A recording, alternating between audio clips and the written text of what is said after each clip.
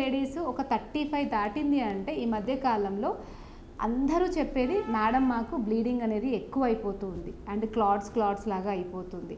So ఇవన్నిటికి ఏంటి అని అంటే ఇంతకుముందు నేను చెప్పినట్టుగా విటమిన్ కే నార్మల్గా ఇంజెక్షన్ ఎక్కువైపోతే విటమిన్ కే ఇంజెక్షన్ ఇస్తారు, లేదంటే ట్రనెక్సెనిక్ యాసిడ్ నార్మల్గా అవి మనం ప్రిస్క్రైబ్ చేస్తూ ఉంటాం. అవన్నీ కూడా టెంపరీగానే పనిచేస్తాయి. అయితే ఎప్పుడైతే ఇలా ఓవర్ బ్లీడింగ్ అనేది అవ్వడం స్టార్ట్ అవుతుందో వాళ్ళు డెఫినెట్గా ఒకసారి స్కానింగ్ చేయించుకోవాలి. ఎందుకంటే లోపల ఫైబ్రాయిడ్స్ ఏమన్నా ఉన్నాయా, పాలిప్స్ ఏమన్నా ఉన్నాయా అన్నది చూసుకోవాలి.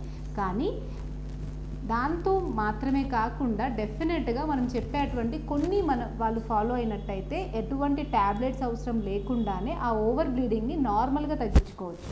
సో దాంట్లో మనకి స్పెసిఫిక్గా బాగా పనిచేసేది ఏంటి అంటే నేరేడు చెట్టు తెలుసు కదా అందరికీ. సో నేరేడు ఆకులకి స్తంభనం గుణం ఉంటుందన్నమాట. అంటే బ్లీడింగ్ ఎక్కువగా అవుతూ ఉన్నప్పుడు మనం ఏదైనా కషాయ రసము అండ్ చల్లటి గుణము అంటాం, శీత గుణం అంటాం, అలాంటి క్వాలిటీ ఉన్న వాటిని ఇచ్చినట్టయితే ఆ బ్లీడింగ్ అనేది నార్మల్గానే తగ్గుతుంది. చాలామందికి ఏంటి అంటే ఈ మధ్యకాలంలో పీరియడ్స్లో కూడా వాళ్ళు ఎక్కువ కారము, ఉప్పు, మసాలా ఫుడ్స్ తినడము, స్పైసీ ఫుడ్స్ తినడము, జంక్ ఫుడ్ తినడము అండ్ ఎక్కువగా వేడి చేసే అటువంటి ప్రదేశాల్లో ఉండడము, జర్నీస్ చేయడము, వేడిని ఎక్కువగా తీసుకుంటూ ఉండడం వల్ల ఈ బ్లీడింగ్ అనేది ఇంకా ఎక్కువ అవుతూ ఉంటుంది. ఇది వాళ్ళకి తెలియకపోవడం వల్ల వాళ్ళు ఇంకా దాన్ని కంటిన్యూ చేస్తూ ఉంటారు. బట్ ఎవరికైతే ఓవర్ బ్లీడింగ్ సమస్య ఉంటుందో వాళ్ళు కొంచెం పీరియడ్ అప్పుడు రెస్ట్ తీసుకోవాలి ఫస్ట్.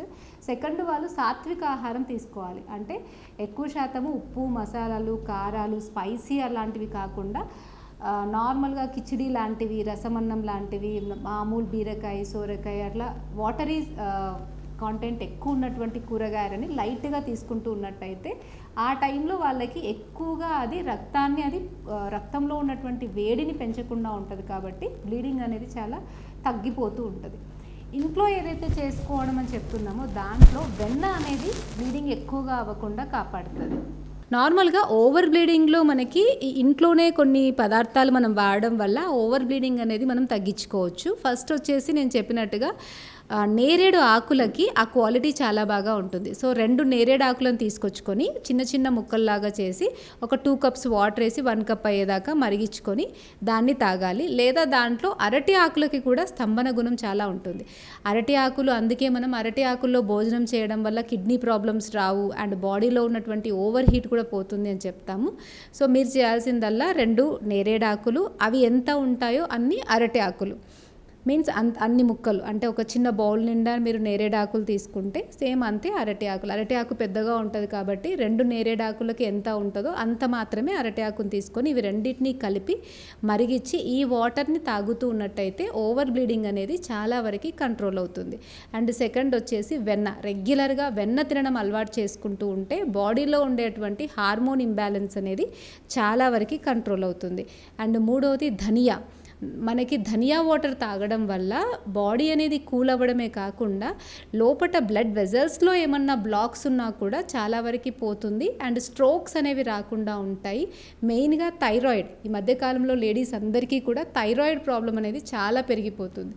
సో థైరాయిడ్ రాకుండా ఉండడానికైనా, థైరాయిడ్ వచ్చిన దాన్ని నియంత్రణలో ఉండడానికైనా రెగ్యులర్గా ధనియాలని మరిగించుకొని ఆ వాటర్ పొద్దున్నే తాగుతూ ఉన్నట్టయితే థైరాయిడ్ సమస్యని మనం చాలా వరకు తగ్గించుకోవచ్చు.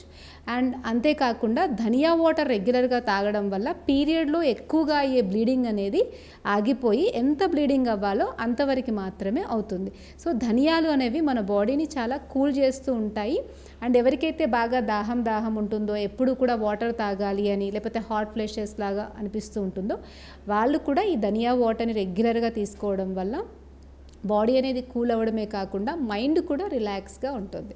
సో మనం చెప్పుకున్న 2 టాపిక్స్లో పీసీఓడి ప్రాబ్లం ఇప్పుడు అందరూ ఫేస్ అవుతున్న ప్రాబ్లమే. అండ్ నెక్స్ట్ చెప్పుకున్నటువంటి ఓవర్ బ్లీడింగ్ కూడా ఇప్పుడు రెగ్యులర్గా, అంటే ఓవర్ బ్లీడింగ్ అంటే చాలామంది ఏంటంటే హాస్పిటల్కి వెళ్ళే స్థాయిలో ఉందా అని కాదు, కొంత మనకి ఎక్కువ అనిపించినాయి అప్పుడు కూడా మనం ఇలా ఫాలో అయినట్టయితే మనం హెల్తీగా ఉండగలుగుతాం. సో దీంట్లో ఎవరికైనా డౌట్స్ ఉంటే యాక్చువల్గా ఇంటరాక్టివ్గా ఉంటే బాగుంటుంది.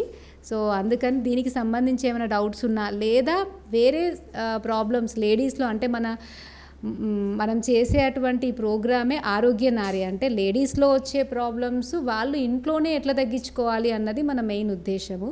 దాంట్లో మీరు ధ్యానంలో ఉన్నారు కాబట్టి దీన్ని ఇంకా బాగా ఏమంటారు అందరికీ చేరవేయడంలో మీది చాలా ఎప్పుడు కూడా ఎట్లా ఉంటుందంటే మనం ధ్యానం చేస్తూ ఉన్నప్పుడు మనకి మన ఒకరిని ఇన్ఫ్లుయెన్స్ చేయడమైనా మనల్ని మనం చాలా బాగా అంటే బయటికి చెప్పుకోవడంలో అయినా కూడా చాలా తొందరగా మనం సక్సెస్ సాధిస్తాం. సో ఇప్పుడు నేను ఏదైతే చెప్పాను అనుకోండి అది మీకు నమ్మాలి అనిపించాలి, అలానే మీరు చెప్పేవి ఎదుటి వాళ్ళకి నమ్మాలి అనిపించాలి. ఇది ఎవరైతే మన ఓన్ సెన్సెస్ మీద మనకి కంట్రోల్ ఉంటుందో వాళ్ళు తొందరగా చేయగలుగుతారు. సో ధ్యానంలో మీకు అది ఈజీగా అవుతుంది కాబట్టి నేను చేపట్టిన ఈ ఆరోగ్య నారి కాన్సెప్ట్లో ఇది మీరు అందరికీ తెలియజేయడం వల్ల చాలామందిని మనం లేడీస్ని ఆరోగ్యంగా చేయొచ్చు.